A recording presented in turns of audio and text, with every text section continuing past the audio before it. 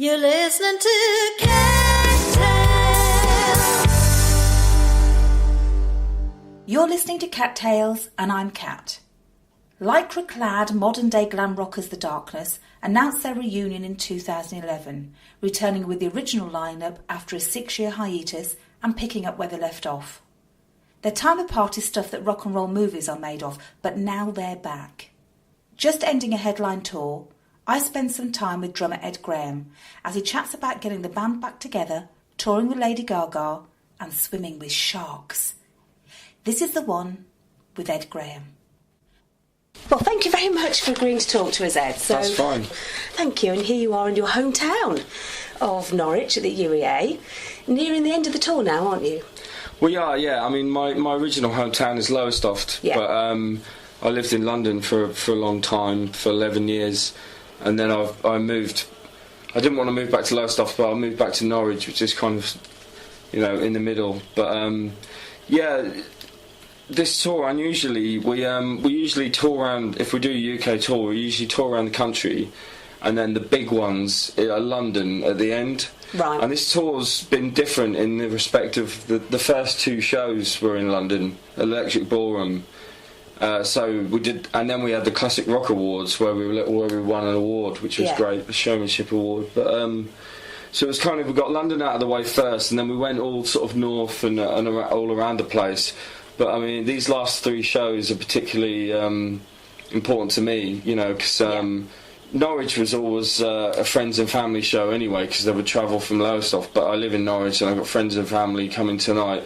But then to actually play in Lowestoft as well is a big deal for us, because I'm from there, but there's never been anywhere really suitable for us to play there before. Right, yeah. And David, who owns the Claremont Pier, has built this sort of amazing big venue above the pier, and I'm personally quite excited about playing on the pier. Yeah, lovely, nice venue, lovely way to end it as well before Christmas, isn't it? So how has it all been? Has it been quite a good turnout for people, or has it been sell-out, or...? Yes, a lot of them have been sold out, and then the ones that haven't been sold out are not far under. We were coming up with titles for this tour. I think one of my ideas was the regional outreach tour, but part of the point of it was to go to the places where you wouldn't necessarily go. Right. We say, for instance, we played in Preston as opposed to Manchester, right. Or we played in Inverness. We played in Holmfirth, which is where they film Last of the Summer Wine. That's right. So we played these sort of. I think part of the it was for us to do a different type of tour, and in smaller places, more club-like places and theatres. Yeah. But it's kind of a different market as well, because if you can win new fans in these places, then next time around they'll travel into the bigger cities to see you. Yeah, absolutely. So that's a bit of a different take on things, especially when last year you were supporting Lady Gaga on 29 Date Tour. That must have been a bit of a contrast, really. Yeah, it was a mad experience, really. It was it took me to some places lots of places I'd never been before. Went to South America for the first time. We were in Brazil and Central America, Costa Rica, Puerto Rico, Brazil, Paraguay, Peru.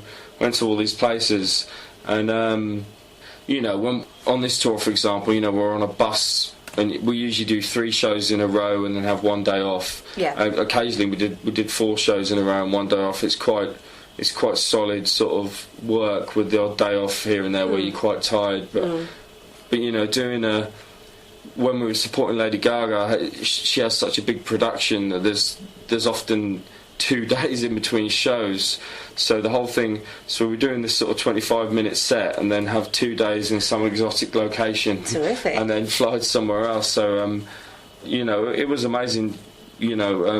Some places better than others. We got good responses, and not necessarily the places you expect either. It's like the Stade de France in Paris, we got a really good response. Brilliant. And also in Brazil as well, got a very good response. And we were sort of thinking that we may not have won over. We certainly won over some Gaga fans, but we may not have won over all of them. But But one thing is that local promoters or music business people see that you can perform to a crowd like that. Sure. It stands you in good stead for the future if you want to go back there, under your own steam. Yeah, absolutely. But overall, the whole thing had. Obviously the shows were important and the shows were great, but there was all this time off in these places. So, I got to go in a cage with great white sharks in South Africa. My God. We went up to some pyramids, or they call them temples actually, in Peru. Yeah. Went into sort of rainforest. Did all this kind of had a bit of a holiday feel about it at some point. Absolutely. That's lovely though. That's quite nice to actually combine stuff, isn't it, really? Often and touring. I mean, I was in Leicester last night and I was talking to, hanging out with a couple of girls there that I'd met before, and they were like, "Oh, what do you think of Leicester?" And I was like, "I haven't seen any of it, Yeah. I've been on the bus and I've got off and I've sound checked and now we've done the gig and now we're in a bar, Yeah. I haven't actually. So, I mean, you often, when you go somewhere, you don't actually see any of it anyway. Yeah, it can be a bit soul destroying, can't it, when you just sort of like one after the other venues, and it's just really just. Well, it's just the nature. You just focused on the gig, the sound check and the gig, and getting ready for the gig, and Yeah, and this evening you're going to be doing Hotcakes, a lot from the Hotcakes album, presumably. Not that much. Oh, there's a scoop here. Tell me. Well, the set. It's 2 sets we'll be playing. Right. The first set consists of some songs from our second and third album and some B-sides. Right. And the second set is Permission to Land in its entirety. Right, okay. Yeah, so I think, there's 2 songs from Hotcakes will appear in the first set. So how is the Hotcakes album going? Has it been selling well? Is it good? Yeah, I mean, the fans love it. It had good reviews. It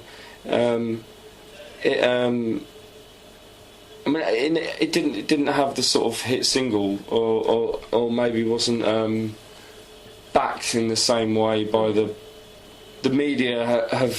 Are fickle as you know. Yeah. And haven't sort of been as behind us as they were in the past. But having said that, our fan base and our live supporters are all still there, and they're kind of like the important thing, really. Yeah.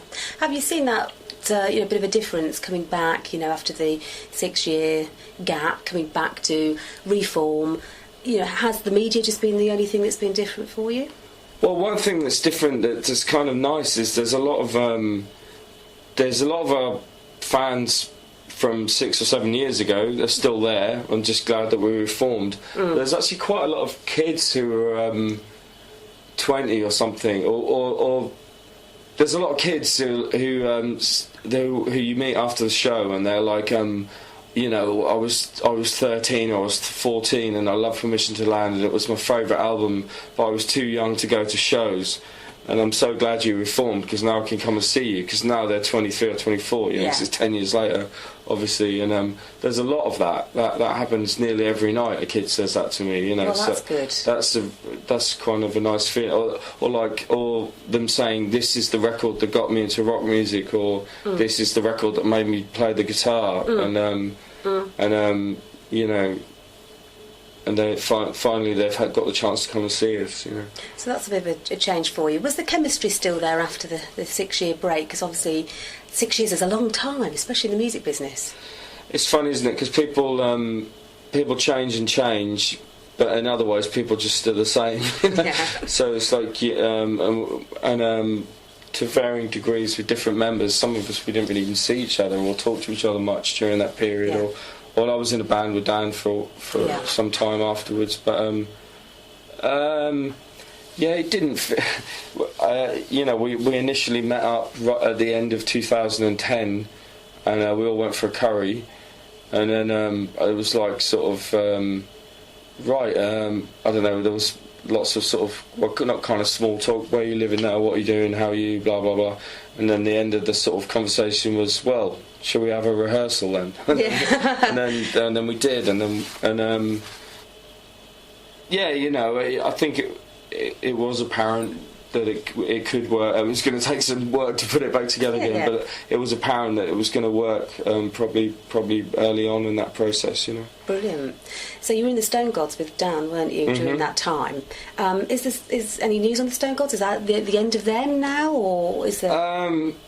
Yeah, I mean, kind of like the same band. I was in the same Stone Gods for a while. I actually saw Rich the other day because he lives in Brighton and we played in Brighton, so I saw him for the first time in ages the other day, and Toby. But yeah, they're doing a band together themselves, and we're busy doing this. So yeah. It's only so much you can fit in, isn't there, really, to one life. Now, I was on your website today and I saw that you've got the demo out. It's classified as demo, but it's a single to download for tonight, Second Fiddle, that you've asked people to learn and to join in with. Are you actually doing that in the show? That's our intro music, so that will be playing as we walk on. Right, okay. Yeah. So hopefully people will be chanting it as you go. Yeah, I haven't. I'm behind. Are the lyrics all on the site? The lyrics are on there. Okay, yeah. I hope you've learnt them. Well, I spoke some of them, so I spoke a monologue on it. Yeah, that was the thing. We were on tour in Sweden, and Dan and Justin. Dan carries equipment with him enough to record and demo stuff on tour, on the road. They'd made this piece of music and they were really sort of just having a laugh with it. And they came in and going, "Hey, will you do a monologue?" And I was like, "Come on, I don't sing, I don't do monologues." But then they all sort of talked me into it, and I was like, "All right." But then at the time I had no idea that this thing was going to end up being our intro tape and coming out over a PA, and you know, it was just sort of something silly we were doing in a room. But it kind of, well, no, none of us really knew what it was sort of going to turn into, you know. It's all right, though, isn't it? Something a bit different. Something different. Am I right in understanding you're doing another album now, or you're ready to record a new album? Yeah, that will be the sort of priority for next year. Now, last one was recorded at Leela's Farm, wasn't it? Dan's studio, but of course that's been dismantled, I understand, hasn't it? It was recorded in 3 places, actually, right. Yeah, but a lot of it at Leela's Farm, but some of it in Rockfield in Wales, some of it at Justin's home, some of it in a little studio in London as well. So. Right, so the same kind of plans for this one, or is it different? Well, no, as you say, Leader's Farm is no longer an option because it's not a commercial studio anymore. It's not a studio anymore. So we haven't established where exactly we'll do it, but we need to. Although we've got quite a lot of demos of songs already, we want to get together and write some more, and then. We have actually recorded a couple of songs already. One of which is The Horn is. You can download that now. You can buy that now. But yeah, we'll see how it goes. We'll find someone to record it and then go there and record it when we're ready. It will come together. Yeah. So no plans for a release date yet. No, it's difficult to say. But having said that, it's not something we don't want to hang around and be one of these bands that spends years and years or ages. It will try and be next year. As soon as possible, really. Brilliant. Last question, because I know you've got to get on. Well, I was interested to see that you've done an app for mobile phones and the likes. And you're going, I knew she was going to ask that. Oh, no, I didn't know she was going to ask that. No, I was actually just thinking, I don't know anything about that. You have got an app. Well, the question was going to be about... It's great, isn't it? It's great, it's brilliant, it's brilliant. Enjoy the app. Yeah. So all that stuff it does is brilliant. It's brilliant. It sounds great. Yeah. I was going to download it and I haven't done it yet, I must confess. But, do you see that, Twitter and Instagram and all this is an integral part of really what a modern band is all about? Well, I've always been into Facebook quite a lot just because I enjoy it and, keep in touch with people. But recently, Justin actually set it up for me and was impersonating me for about a day on Twitter. Oh, no. and then so I'd had to take it off him and change the password and actually be me. But so because I think that was his way of sort of prompting me into it. But so I've just recently got into Twitter, but I can understand. It's a good way of communicating with the fans. They can say something about the show to you directly after the show, and you can respond to them. So I think Twitter probably is quite important for a band. Yeah. And I'm glad I'm on it now. Good. So we will follow you. And what's your @handle? Ed Graham Drums. I was going to say that because I knew it was. You knew it. I was just testing you. It was a bit like the app. Yeah. You're wishing that you'd never agreed to this interview now. Well, thank you very much for agreeing to talk to us, Ed. It's been absolutely wonderful. Thank you so much, and good luck for this evening. Thanks a lot. Thank you. You've been listening to Cat Tales. To listen again to this and other tales, go to cattales.co.uk.